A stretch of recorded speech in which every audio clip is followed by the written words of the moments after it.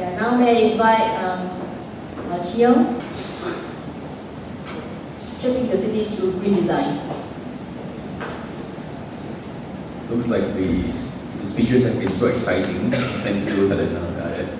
I'm kind of running out of time. As you can see, my talk is supposed to be 10 minutes. But nevertheless, I'll go through very quickly. Ultimately, the front part is a bit of technical capabilities where we derive our capability from. And I'll move on to our quick case studies, and hopefully a few of you will join the labs where I will talk a bit more. I have this enviable task of talking about shaping identity to redesign. For Singapore, it's probably quite easy, and this is what I'm going to go through in terms of CTG's key role in Singapore's identity. The best is to look at yourself, what we have done. Then I'll move on to the other topics. As you know, when you arrive in Singapore, you will see Changi Airport.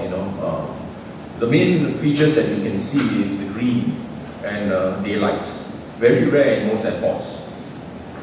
Then you move on to Gardens by the Bay, where the city structures have become symbolic of Singapore's identity. I hope you don't end up here, but then again, the ground floor of Kuan Hospital is almost like a resort, where you get healthy so that you don't go up to the upper levels. And of course, memory is never lost, because part of sustainability is to regenerate and reuse all our spaces that are iconic. Here is the National Gallery. And again, it features daylight and green. So, how do we basically make use of this in Singapore, which is very practical? You notice they are all functional areas. And how do they become identity? So we have this thing called XOD, basically oriented designs, and how they become iconic green catalysts. As you might know, since we are mostly CPG here, we used to be the Public Works Department of Singapore, and we used to basically started off with a lot of handbooks, basically no-to guides.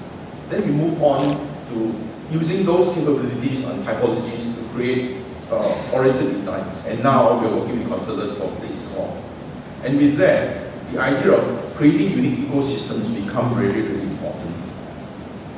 And these ecosystems later become the catalyst of the development. Following what Larry said, Singapore is incredibly practical. You can see right on top of the list is developed and efficient city. But if you go to the rest of Asia or ASEAN, it's not the same. It's always people first, and sometimes cultural next. So you can see right at the bottom of our list is foster community spirit. Okay? And because of this order, in some sense, when we speak to other people in developments in Asia, it's totally different. Anyway, let's go through it. We have the active, video and clean, as you can see, in terms of water. And we've done from micro to macro, so the technical capabilities are pretty strong. So people can actually test us on it, and we can basically pass. The rest of it, we will talk about energies and how to implement the projects. And also integrating knowledge into developments like Mediapolis and this spiral green building for Solaris. And sometimes even integrating universities into amenities. For pedagogy, how we could integrate learning into spaces. Heatherwick, Mr. Heatherwick that spoke here, he was the one who collaborated with us on this building that basically is now the dim sum trays. So, and of course, integrating health with the environment. And finally, connecting them all together in one space. Our HQ is right in the middle there. So, by creating the place core is one way to basically take all these technical capabilities and combine them together. So let's go through the features very quickly. Lawrence has mentioned regarding creating a plan to combine product and people. And this is actually done in a circular way. As you can see right above that is basically the MacArthur butterfly diagram, which shows the circular economy. You notice that on the left, we basically have the triple bottom line that was mentioned by Xiaoyan earlier on. But a lot of times, right, we put economy right on top. But in Asia, in ASEAN in particular, the people must be right on top. Because if you don't convince the people, right, nothing else happens. Frankly, people will prefer to live in almost poverty situations, okay, if you do not address their pride and culture. So the idea is that the strategy is to create value creation systems and using human capital to contribute to it.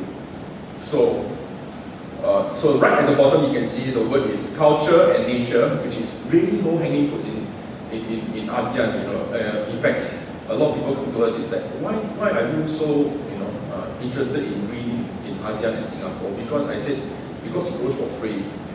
Yeah, you don't have to do anything, it just grows. So culture and nature is natural ingredients, low-hanging fruits, and you must combine the catalysts to create this identity and ecosystems that work. Place score is one of the methods. You can look right on top, the top diagram where it's pertaining to design. This is a quick flow through what we did in Paradise, interviewing people, creating the analysis of developments, presenting the site information, etc. Workshops, and finally starting into design. You can see finally the features. Developing unique aesthetics. That's a very, very difficult part because I had to eat a lot of local food. Yeah. And that became my second nature eventually. And really visit museums, etc. You can see the identity start to come in as you get immersed into the culture. So let's go quickly to the regional project case studies. One of the projects that we've done, we are not known here to be developers or to work with developers in Singapore because we used to do a lot of institutional and public works. So we did what we call the boomerang effect. We went overseas, and the developer EcoWorld was used to be from SP Setia. SP Setia was the biggest developer in Malaysia. Dr. Chang from EcoWorld one day came out and said that I want to leave SP Setia. What can I do? I said, well, we were driving past the Botanic Gardens. I pointed to one of the buildings there and said, that is 40 million a pop. But if you can do it in one of your immense tracts of land, okay, probably, everybody will buy it because that's the dream home. So that's what they did. They took something that they found in common in Singapore and made them their own. And you can see we have completed about 6 townships in EcoWorld, and as of last year, the GDP of their sales was 8 billion. And some of the basic concepts of that were really based on something like biomimicry, where the veins of the leaf become the roads, and the green parts of the leaf become the gardens, interweaving with the landscape.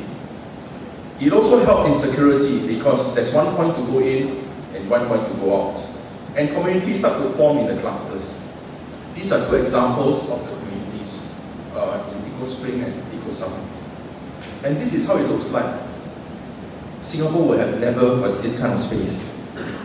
But you can see how it looks like in the environment. These are completed buildings, you can see the environment. And amenities that complement them. They've been winning awards successively for 3 years now, being the best townships, etc. And these typologies start to move into larger typologies like commercial, smaller homes, but again, you get the free forest in return. And also, places like the quarries that are basically abandoned in Penang. There was a waterfall there and it became the source of inspiration for Eco Terrace that just won the family-friendly award this year. Even the industrial projects became an evolution of the shop house, and it won the Piazzi Award this year. So again, there's a lot of inspiration that you can find in a small place like Malaysia, and combining our technology and know-how in Singapore, and the lifestyle that is a bit more relaxed over there, to come up with different types of products.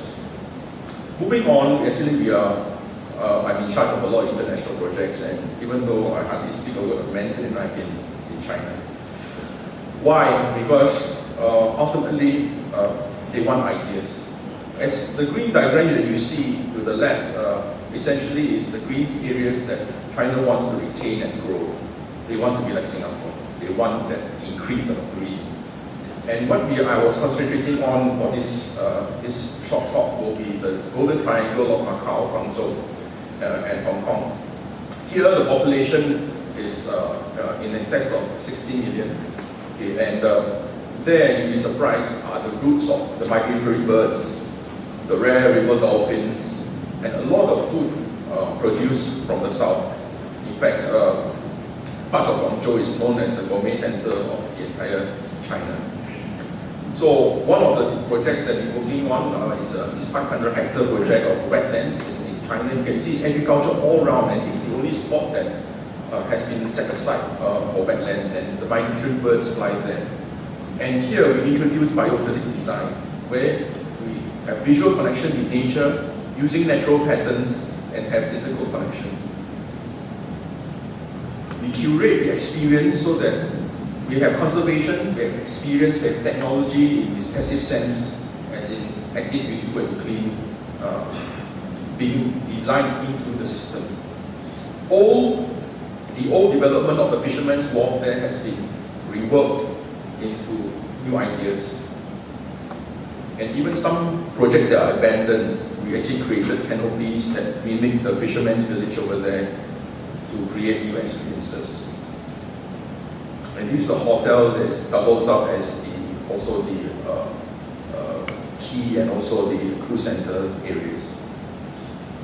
Surrounding, slightly further south, we have the Nansha Wisdom Valley development. You can see it's extensive, really huge, connected and cyclable. In fact, China is working slightly differently from Singapore. Singapore, we have density, then later we try to deal with it. But in China, they have nothing. They create infrastructure first, then the buildings come in. Quite the reverse.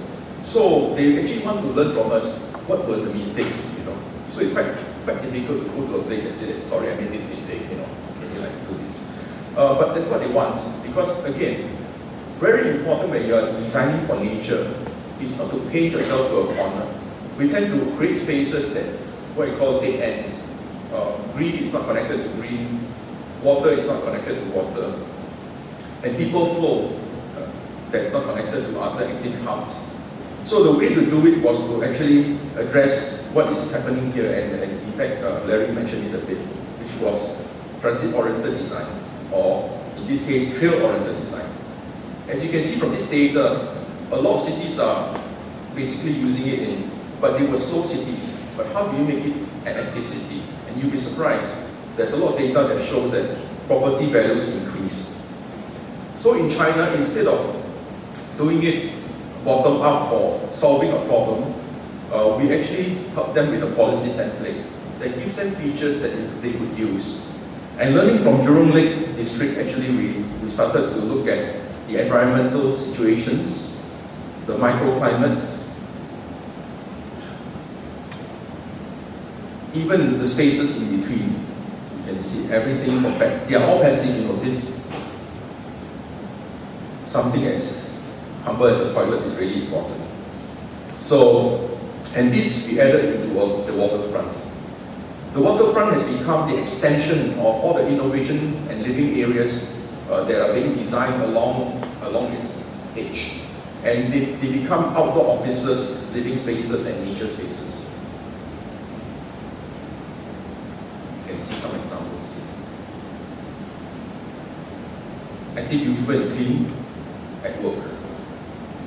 And all the patterns were derived from the culture, the Lingnan culture that was found there, and the natural shapes and forms.